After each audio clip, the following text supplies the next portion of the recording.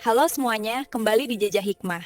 Semoga kalian semua selalu dalam keadaan baik ya. Buat kalian yang baru mampir, jangan lupa subscribe dan like kalau kamu suka konten Jejak Hikmah.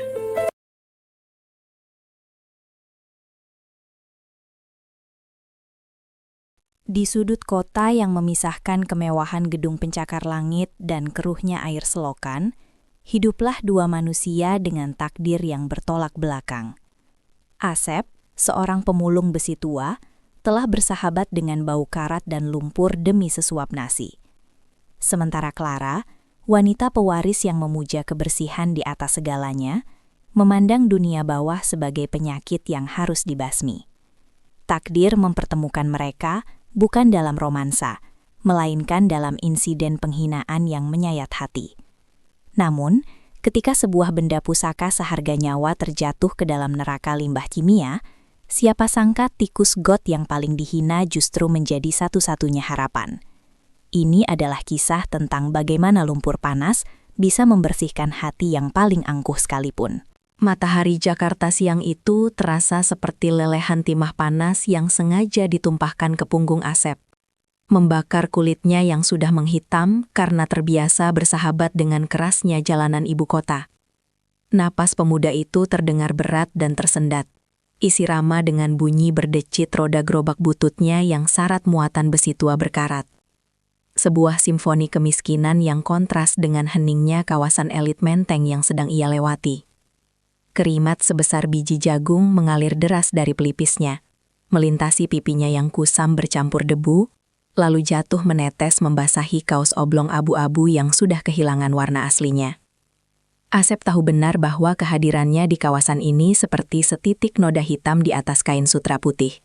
Namun nasib memaksanya memotong jalan melalui trotoar marmer yang licin ini demi mencapai lapak pengepul sebelum hujan turun.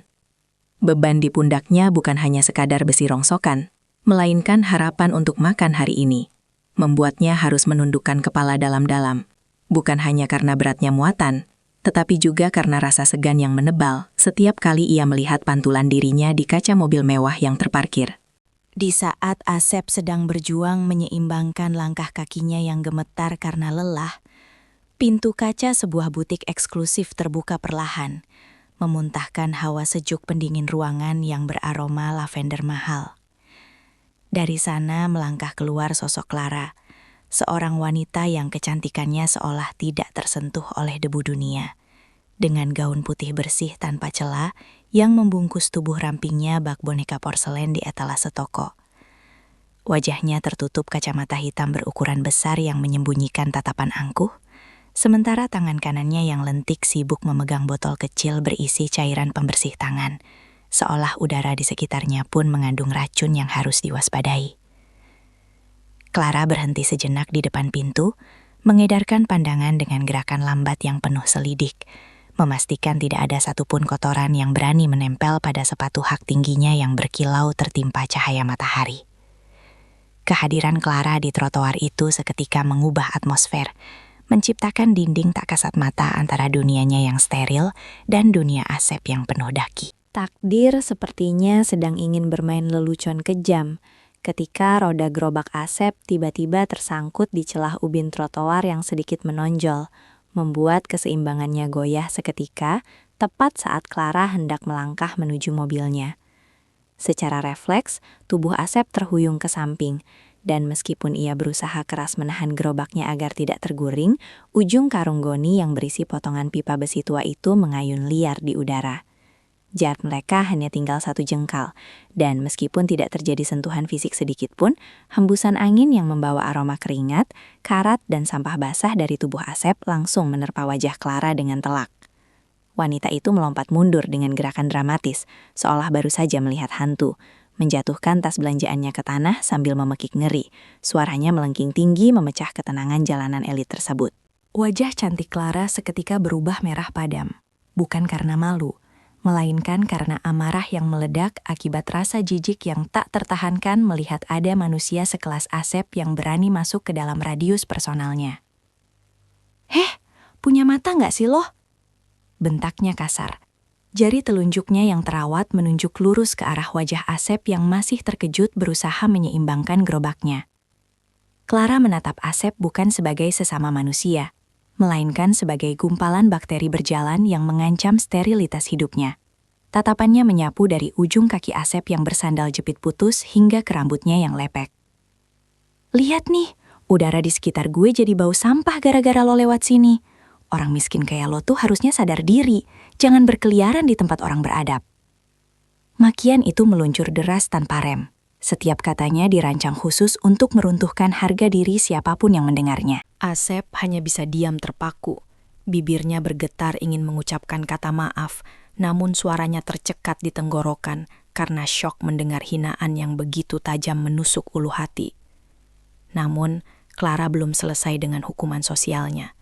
Dengan gerakan cepat, ia merogoh tas tangannya dan mengeluarkan sebuah botol semprotan desinfektan berukuran sedang yang selalu ia bawa kemana-mana.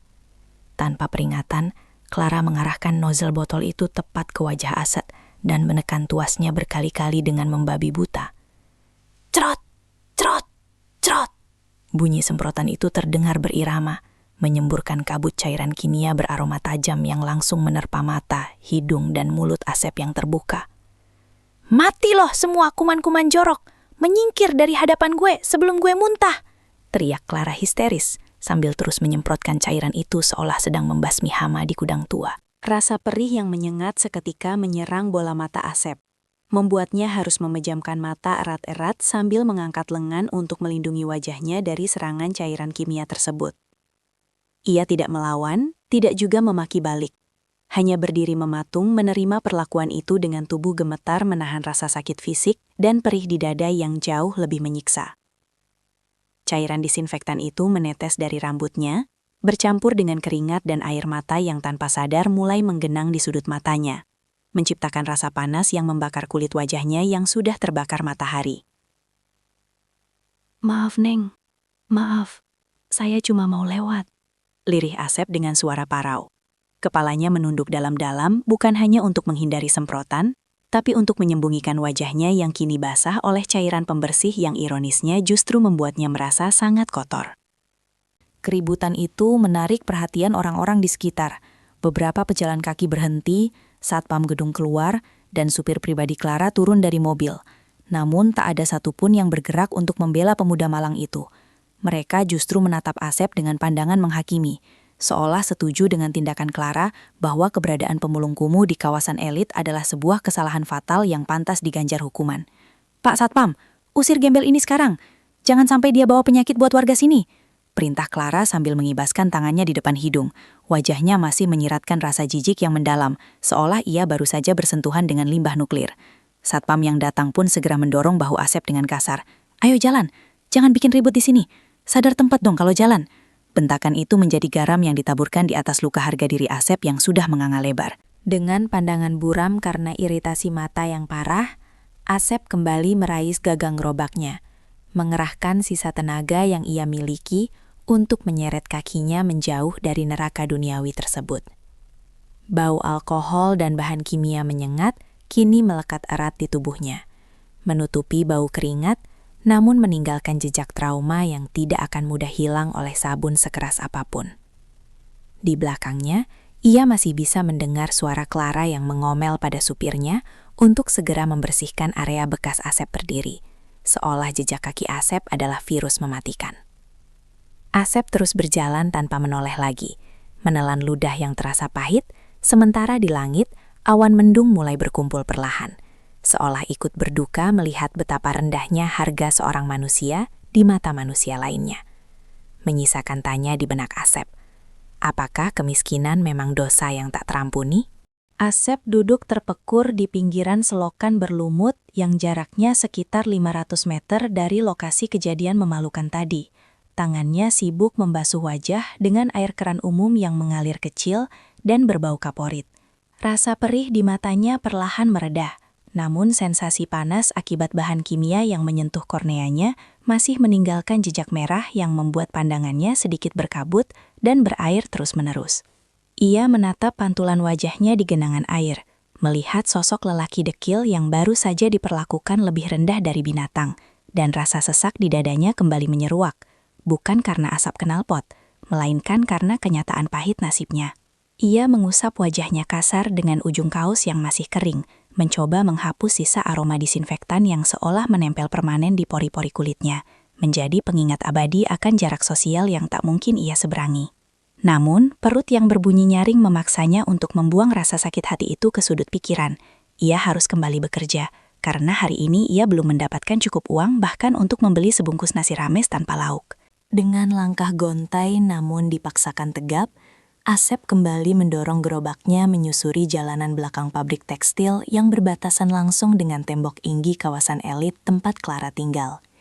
Ini adalah zona abu-abu, tempat di mana limbah cair pabrik sering meluap ke jalanan rusak, menciptakan aroma menyengat yang membuat orang kaya menutup hidung, namun menjadi ladang rezeki bagi pemulung seperti Asep yang mencari sisa logam buangan.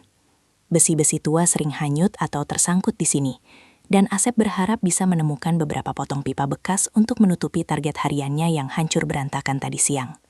Namun, belum sempat ia memungut sepotong besi berkarat yang menyembul dari tanah, dua orang petugas keamanan berseragam safari biru tua yang ia kenali sebagai penjaga kompleks perumahan Clara, tiba-tiba muncul menghadang langkahnya dengan wajah garang. Kamu lagi? Masih berani keliaran di sini? Bentak salah satu satpam yang badannya tegap, tangannya langsung menepis tangan Asep yang baru saja hendak menjangkau besi tua di pinggir got. Asep terlonjak kaget, nyaris terjengkang ke belakang karena dorongan tiba-tiba itu. Matanya membelalak melihat bentungan hitam yang sudah dipegang erat oleh petugas tersebut seolah siap diayunkan kapan saja. Maaf Pak, saya cuma cari rongsok di jalan umum. Ini kan bukan tanah perumahan. Asep mencoba membela diri dengan suara bergetar, namun argumen logis tidak berlaku bagi mereka yang sudah mendapat perintah absolut dari atasan. Jangan banyak omong. Nona Clara lapor kalau kamu masih berkeliaran di sekitar sini dan bikin dia nggak nyaman. Perintahnya jelas. Bersihkan area ini dari tikus-tikus kayak kamu sampai radio 1 kilometer. Hardik satpam itu lagi, kakinya menendang ban gerobak Asep hingga melenceng ke arah jalan raya yang ramai. Diusir dari satu-satunya lahan basah yang tersisa, membuat Asep merasa dunia benar-benar sedang bersekongkol untuk mematikan rezekinya hari ini. Dengan hati yang remuk redam, ia terpaksa memutar balik gerobaknya, menyeret beban berat itu menjauh, sambil diiringi tatapan mengintimidasi dari para penjaga yang terus mengawasinya sampai ia benar-benar hilang di tikungan. Sementara itu, di balik tembok tinggi yang memisahkan neraka dan surga duniawi itu, Clara masih berdiri di teras samping vilanya yang menghadap langsung ke arah tembok pembatas pabrik, tempat di mana saluran pembuangan utama berada. Ia masih merasa jijik. Tangannya yang halus terus-menerus menggosokkan tisu basah antiseptik ke lengan dan lehernya, seolah bayangan Asep tadi meninggalkan virus kasat mata yang merayap di kulitnya. Dasar gembel kurang ajar, bikin mood gue hancur seharian. Gerutunya pelan, wajah cantiknya tertekuk masam, merusak kesempurnaan riasannya. Clara yang memiliki obsesi berlebihan terhadap kebersihan, merasa bahwa tisu basah saja tidak cukup untuk menghilangkan rasa kotor yang ia rasakan pasca insiden di trotoar tadi. Ia mengeluarkan botol hand sanitizer gel dari tasnya, menuangkan cairan kental beralkohol itu dalam jumlah berlebihan ke telapak tangannya, hingga meluber ke jari-jarinya yang lentik. Dengan gerakan kasar dan tidak sabaran, ia menggosok kedua tangannya kuat-kuat, menciptakan busa tipis dan membuat permukaan kulitnya menjadi sangat licin karena tumpukan cairan pembersih. Saat itulah, telepon genggamnya berdering nyaring, menampilkan nama tunangannya di layar, dan dengan gerakan refleks yang penuh emosi, Clara menyentakkan tangannya ke udara untuk meraih ponsel tersebut sambil mendengus kesal. Gerakan tangan yang menyentak kuat ditambah dengan permukaan jari yang sangat licin karena gel sanitizer menciptakan momen fatal yang tak terduga. Cincin berlian bermata biru warisan neneknya, benda pusaka yang nilainya setara dengan harga 10 rumah di pinggiran Jakarta, meluncur lepas dari jari manis Clara yang licin, bagaikan peluru yang ditembakkan dari larasnya. Waktu seolah melambat secara dramatis, saat mata Clara menangkap kilauan benda kecil itu melayang di udara, berputar lambat memantulkan cahaya matahari sore, lalu jatuh memantul di atas lantai paving block terasnya. Ting! Ting! Suara logam mulia beradu dengan batu alam terdengar mengerikan di telinga Clara. Namun horor yang sebenarnya baru saja dimulai, ketika cincin itu terus menggelinding liar menuruni kemiringan lantai menuju lubang drainase sebesar yang terbuka di sudut halaman. Lubang itu bukan saluran air biasa, melainkan jalur bypass ilegal yang terhubung langsung ke gorong-gorong pembuangan limbah kimia pabrik tekstil di sebelahnya. Sebuah fakta yang selama ini tidak pernah Clara pedulikan. "Jangan!" teriak Clara histeris. Suaranya pecah saat ia berlari mengejar cincin itu dengan sepatu hak tingginya yang menyulitkan langkah. Namun gravitasi bekerja lebih cepat daripada refleks manusia manapun. Tepat di depan matanya, hanya berjarak beberapa sentimeter dari ujung jarinya yang terulur putus asa, cincin itu melompat kecil di bibir lubang drainase dan terjun bebas ke dalam kegelapan gorong-gorong yang menguapkan hawa panas berbau belerang. Suara plung yang samar terdengar bergema dari dalam sana, menandakan bahwa harta paling berharga milik keluarganya kini telah bersatu dengan limbah racun yang paling ia benci seumur hidupnya. Clara jatuh terduduk di tepi lubang kotor itu. Wajahnya pucat pasi seolah darah berhenti mengalir. Matanya menatap nanar ke dalam lubang hitam yang kini tampak seperti mulut monster yang baru saja menelan masa depannya. Dari kejauhan, di balik tembok pembatas tempat ia baru saja diusir, Asep mendengar teriakan wanita yang sangat ia kenali suaranya itu. Teriakan yang bukan berisi makian, melainkan jeritan keputusasaan murni. Langkah Asep terhenti seketika. Nalurinya sebagai manusia yang punya hati nurani berdenyut kencang, meski akal sehatnya menyuruh untuk pergi sejauh mungkin dari wanita penyihir itu. Ia menoleh ke arah sumber suara, melihat kepulan asap tipis berwarna kekuningan mulai naik dari saluran gorong-gorong utama yang terhubung ke kompleks elit itu. Tanda bahwa limbah pembersih mesin pabrik yang sangat korosif baru saja digelontorkan. Asep tahu betul bahaya apa yang ada di bawah sana, dan firasat buruk mulai merayapi tengkuknya. Sebuah bencana baru saja terjadi, dan entah mengapa, ia merasa kakinya justru berat untuk melangkah pergi, seolah takdir sedang menariknya kembali ke pusaran masalah yang akan menghancurkan sekaligus mengubah hidupnya selamanya. Langit senja di atas kawasan industri itu berubah menjadi warna lembayung yang suram, seolah ikut berduka menyaksikan drama yang sedang terjadi di halaman belakang villa mewah Clara. Wanita yang biasanya tampil bak dewi kesempurnaan itu kini tampak berantakan. Sanggul rambutnya miring, gaun putih mahalnya ternoda debu paving block karena ia bersimpuh di tanah. Dan air matanya melunturkan maskara hitam hingga membentuk jejak-jejak kelam di pipinya yang mulus. Ia berteriak-teriak histeris memanggil para penjaga, pembantu, bahkan supir pribadinya. Memerintahkan siapa saja untuk segera turun ke dalam lubang neraka itu dan mengambil kembali cincinnya. "Ambil, cepat ambil, itu warisan nenek. Kalau hilang saya bisa dicoret dari daftar warisan keluarga," jeritnya dengan suara parau. Jari telunjuknya menuding-nuding lubang drainase yang kini mulai mengeluarkan uap panas berbau asam yang menusuk hidung. Para pekerja di rumah itu berkumpul dengan wajah pucat dan ketakutan. Berdiri membentuk lingkaran di sekitar Clara, namun tak ada satupun yang berani melangkah maju mendekati lubang tersebut. Mereka tahu betul apa yang mengalir di bawah sana. Bukan sekadar air got busuk, melainkan campuran limbah pewarna tekstil dan cairan pembersih mesin industri, yang suhunya bisa mencapai 60 derajat Celcius dan bersifat korosif terhadap kulit manusia. Salah satu satpam yang tadi mengusir Asep mencoba mendekat dan menyorotkan senter ke dalam lubang. Namun ia segera mundur sambil terbatuk-batuk karena uap kimia yang langsung menyengat mata dan tenggorokannya. "Maaf non, itu limbah panas. Bahaya sekali. Kalau turun ke sana, kulit bisa melepuh dalam hitungan menit. Kita harus panggil tim khusus dengan baju pelindung," lapor satpam itu dengan nada gemetar, takut diamuk majikannya, namun lebih takut kehilangan nyawanya konyol. Mendengar itu, Clara semakin kalap. Ia tahu memanggil tim profesional butuh waktu berjam-jam, sementara aliran limbah itu deras dan bisa membawa cincinnya hanyut entah kemana dalam hitungan menit. "Kalian semua tidak berguna. Saya gaji kalian buat apa kalau hal gampang begini saja tidak bisa?" Makinya frustasi. Kakinya menghentak-hentak tanah seperti anak kecil yang tantrum. Egonya sebagai nyonya besar hancur lebur di hadapan ketidakberdayaan ini. Ia mencoba merogoh ponselnya untuk menelpon tunangannya, namun tangannya terlalu gemetar hingga ponsel itu jatuh lagi, menambah kepanikan yang semakin mencekik lehernya. Di titik inilah, segala kekayaan dan kekuasaan yang ia banggakan terasa tidak ada artinya. Uangnya yang miliaran tidak bisa membekukan aliran limbah, dan status sosialnya tidak bisa memerintah zat kimia untuk berhenti bereaksi. Di tengah kekacauan yang memekakan telinga itu, sebuah bayangan kurus muncul perlahan dari balik pintu gerbang samping yang tidak terkunci rapat.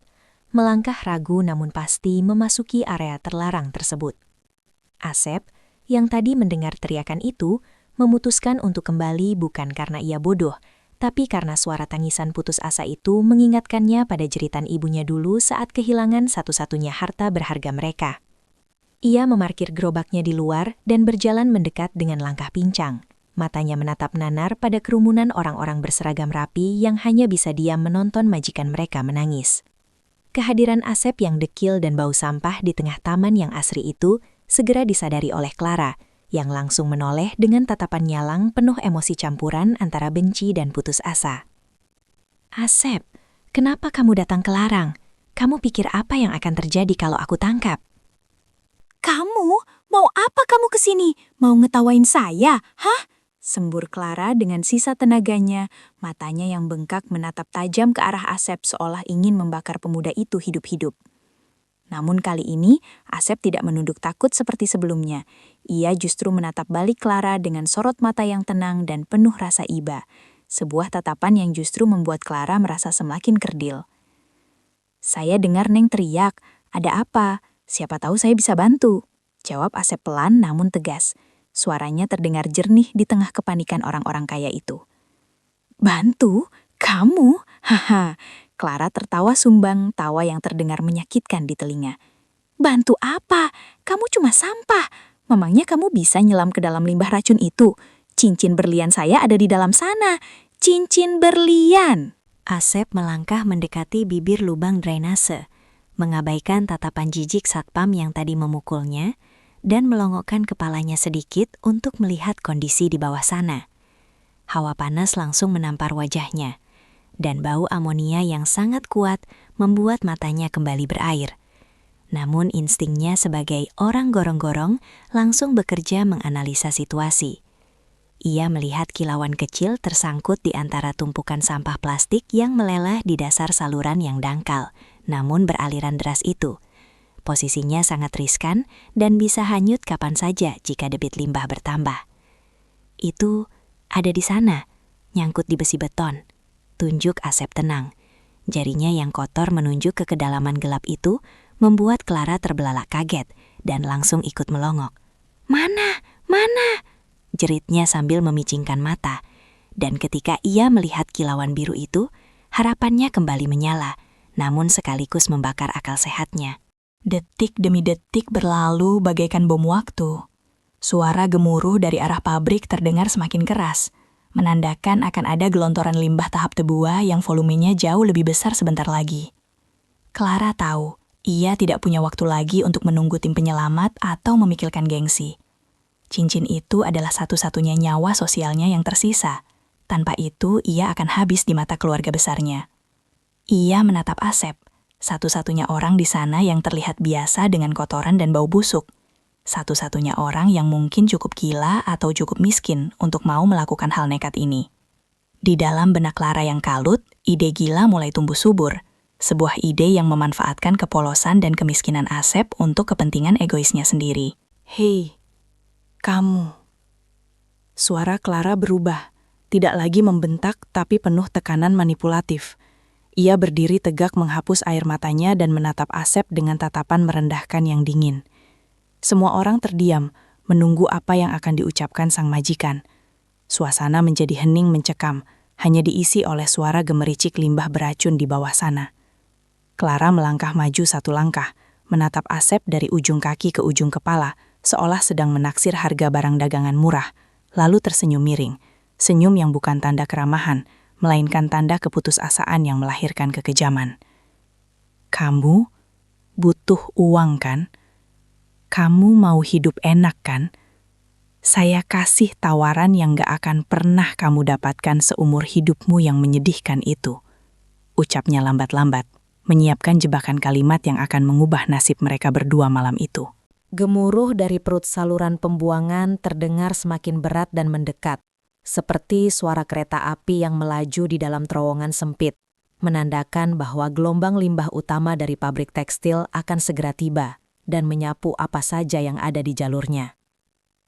Asep, yang seumur hidupnya telah belajar membaca tanda-tanda bahaya dari alam liar perkotaan, tahu bahwa waktu mereka hanya tinggal dalam hitungan detik, sebelum cincin itu benar-benar lenyap selamanya ke lautan racun.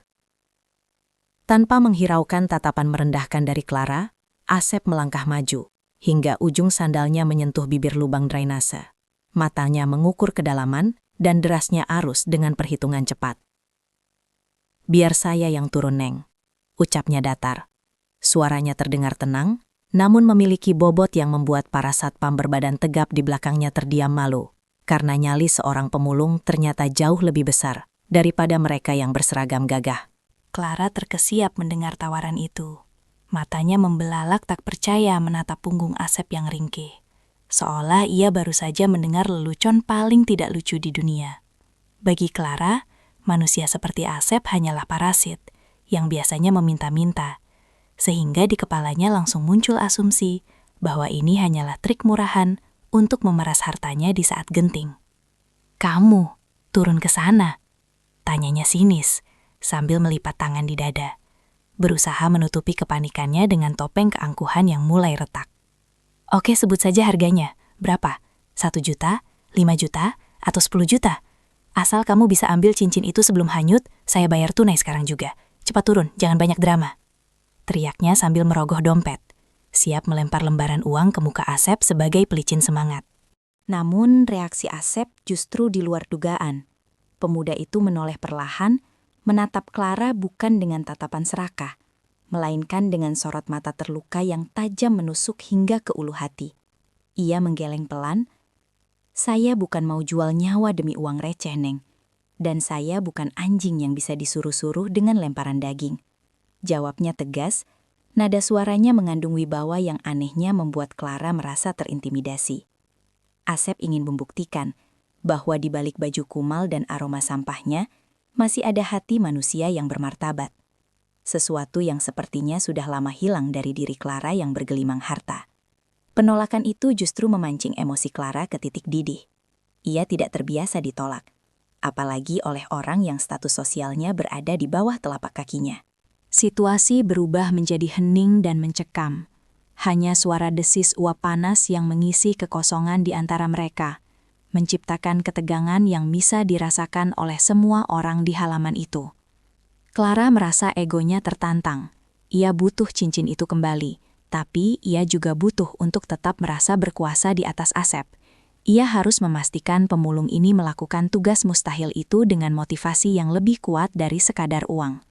Otak liciknya bekerja cepat, mencari celah untuk mengikat Asep dalam sebuah perjanjian gila yang ia yakin tidak akan pernah terjadi, karena mustahil ada orang yang selamat dari limbah itu tanpa cacat.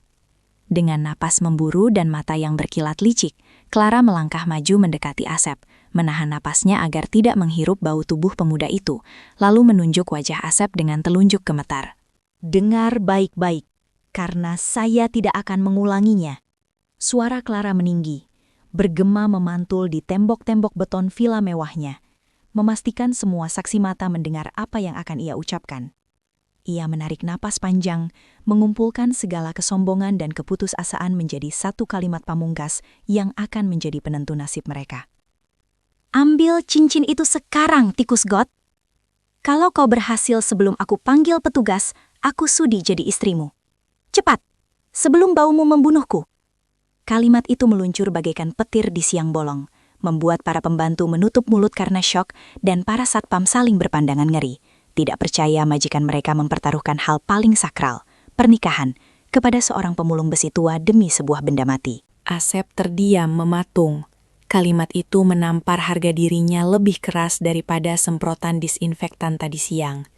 Namun di saat yang sama, kalimat itu juga menyalakan api keberanian gila di dalam dadanya. Ia menatap manik mata Clara yang penuh tantangan, mencari keraguan di sana. Namun yang ia temukan hanyalah keyakinan angkuh bahwa Asep pasti akan gagal atau mati konyol di bawah sana. Asep tahu Ini adalah penghinaan terselubung, tapi ia memilih untuk mengubahnya menjadi sebuah sumpah. Ia tidak peduli pada pernikahan itu. Ia hanya ingin menampar kesombongan wanita ini dengan bukti nyata pengorbanan. Neng pegang omongan itu. Jangan sampai lidah Neng sendiri yang nanti menjilat ludah yang sudah dibuang. Balas Asep dingin. Rahangnya mengeras menahan gejolak emosi.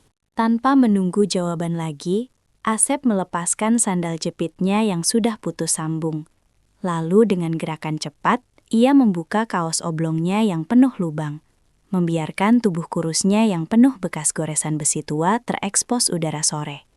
Ia tidak memiliki baju pelindung, tidak ada masker gas, dan tidak ada tali pengaman. Modalnya hanyalah nekat dan keahlian menahan napas yang ia pelatihnya selama bertahun-tahun menyelam di Kali Keruh Jakarta. Clara mundur selangkah saat melihat Asep bersiap. Ada sedikit rasa ngeri merayap di punggungnya saat menyadari bahwa pemuda ini benar-benar serius menanggapi tantangan gilanya. Tunggu, bisik hati kecil Clara. Namun gengsinya menahan suara itu keluar dari tenggorokan, membiarkan skenario maut ini terus berjalan sesuai rencana liarnya. Dengan satu tarikan napas panjang yang mengisi penuh paru-parunya dengan udara yang bercampur polusi, Asep melompat turun ke dalam lubang drainase itu tanpa keraguan sedikit pun. Biur! Suara tubuh menembus cairan kental terdengar mengerikan, diikuti oleh kepulan asap putih berbau menyengat yang langsung membumbung tinggi menutupi lubang masuk. Sosok Asep seketika lenyap di telan kegelapan dan panasnya limbah beracun, meninggalkan Clara yang kini berdiri mematung di pinggir lubang dengan tangan membekap mulut. Matanya terbelalak menatap uap panas yang mulai naik. Detik demi detik berlalu tanpa ada tanda-tanda kehidupan dari bawah sana. Hanya suara gemuruh cairan yang semakin keras, meninggalkan satu pertanyaan besar yang menggantung di udara. Apakah Asep baru saja menjemput cincin itu, atau menjemput kematiannya sendiri? Dunia di bawah permukaan jalan itu adalah definisi neraka yang sesungguhnya. Sebuah dimensi gelap di mana Asep merasa kulitnya sedang dikuliti hidup-hidup oleh ribuan pisau silet yang membara.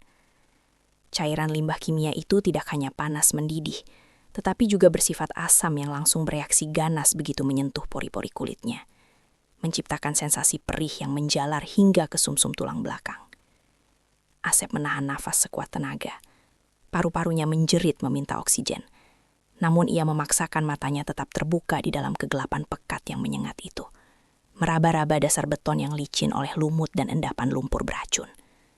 Setiap gerakan tangannya mengaduk air menimbulkan gelombang rasa sakit baru. Kulit lengannya mulai memerah padam dan melepuh seketika. Namun bayangan wajah Clara yang meremehkannya menjadi bahan bakar yang membuat Asep menolak untuk menyerah pada rasa sakit. Ia bukan lagi sekadar mencari cincin. Ia sedang mencari kembali harga dirinya yang telah diinjak-injak. Bertekad membuktikan bahwa sampah masyarakat ini memiliki nyali yang jauh lebih berkilau daripada berlian manapun. Waktu terasa melambat secara menyiksa. 1 menit di dalam sana terasa seperti 1 abad penyiksaan. Dan kesadaran Asep mulai timbul tenggelam seiring menipisnya sisa oksigen di dalam darahnya.